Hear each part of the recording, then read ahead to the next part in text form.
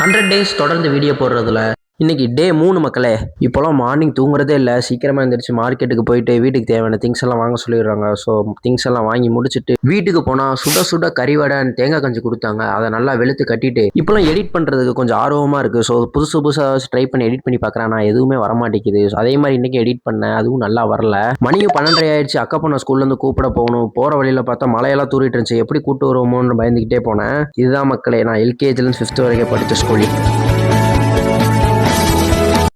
ஸ்கூலில் எல்லா ஸ்டூடெண்ட்ஸ்க்கும் ஊசி போட்டு விட்டாங்களாம். ஊசி போட்டு அதில் குழந்தைக்கு மூஞ்சே வாடி போயிடுச்சு. குழந்தையும் பிக்கப் பண்ணிட்டு வீட்டுக்கு போனால் அம்மாவுக்கு ரொம்ப கோல்டுன்னு சொல்லிட்டாங்க. ஸோ அதோட ஹாஸ்பிட்டல் போயிட்டு டாக்டரையும் பார்த்துட்டு டேப்லெட்ஸ் எல்லாம் வாங்கிட்டு வீட்டுக்கு வந்து பார்த்தா டியூப்லைட் ஒர்க் ஆகலை. ஸோ அவசரமாக கடைக்கு சட்டப்பட்டுன்னு போயிட்டு ஒரு டியூப்லைட்டை வாங்கிட்டு வந்து வீட்டில் மாட்டி விட்டாச்சு. லஞ்சை சாப்பிட்டு தூங்கலாம்னு நினச்சேன்.